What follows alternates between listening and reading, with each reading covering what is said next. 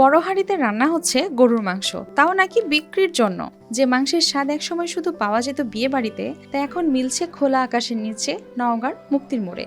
4 দর্জি মাস্টারের এই উদ্যোগ ব্যাপক সাড়া ফেলেছে স্থানীয়দের মাঝে। তবে দর্জি মাস্টাররাই কিভাবে হয়ে গেলেন ভিন্ন স্বাদের মাংস রান্নার বাবুর্চি, আসছি সেই গল্পে। এরকম রান্না মাংস বিক্রি হয় আমরা কোনোদিন দেখিনি, এবারই প্রথম। প্রতি শুক্রবার সকাল থেকে প্রায় বিকেল পর্যন্ত হাঁড়িতে রান্না করা গরুর মাংস সাজিয়ে রাখা হয়। 850 টাকা কেজি দরে ক্রেতারাও নিজেদের চাহিদা মতো কিনে নিতে পারেন এখান থেকে। কাঁচা মাংসের হারে দাম কিছুটা কম হওয়া এই আয়োজন থেকে অনেকেই আমিষের চাহিদা পূরণ করছে স্বাচ্ছন্দ্যে। আমরা বিয়ে বাড়িতে হাঁডিতে যেরকম করে রান্না করে একটা স্বাদ পাওয়া যায়, একা একা যদি রান্না করতাম কিংবা ফ্যামিলিকে রান্না করে দিলে হয়তো বা এইরকম স্বাদ পাওয়া যায় না। হাঁডির একটা আলাদা স্বাদ আছে, আশা করছি সেই স্বাদটা আমি এখান থেকে হয়তো বা পাবো। আমরা মনে করি, আমরা সাধারণ মানুষ হিসাবে মনে করি এটা একটা খুব ভালো ও উত্তম একটা উদ্যোগ। মজার ছলে করা প্রস্তাবই হয়ে দাঁড়ায় বাস্তবে।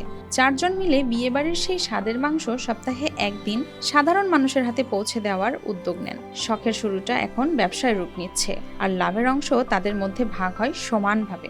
সব মশার বিরুদ্ধে সুরক্ষা দিতে এলো বসুন্ধরা এক্সট্রিম অ্যারোসল, মশার বিরুদ্ধে এক্সট্রিম সুরক্ষা। আমরা 4 জন মিলে দোকানে আমরা টেলার্সের ব্যবসা করি সাধারণত প্রতিদিন। আর হঠাৎ করে বুধবারের রাতে আমরা সিদ্ধান্ত নিই যে রান্না করা গরুর মাংস বিক্রি করব নওগাঁতে প্রথম। এই সিদ্ধান্ত নেওয়ার পরে শুক্রবার করে প্রতিদিন মুক্তির মোড়ে আমরা এই রান্না করা গরুর মাংস বিক্রি করতেছি।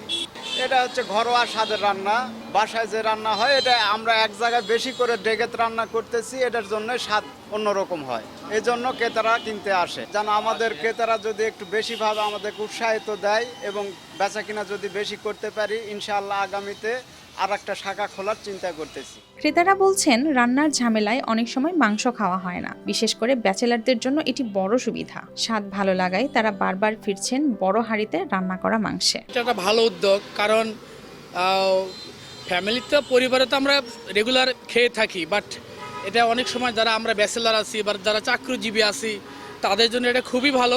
মাংসটা কেমন লাগে খেয়ে বুঝতে পারবো, যদি ভালো হয় তাহলে আমরা আবার আসবো।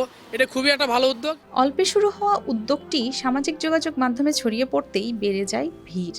দূর দূরান্ত থেকেও মানুষ এসে রান্না করা মাংস কিনে ফিরছেন বাড়ি।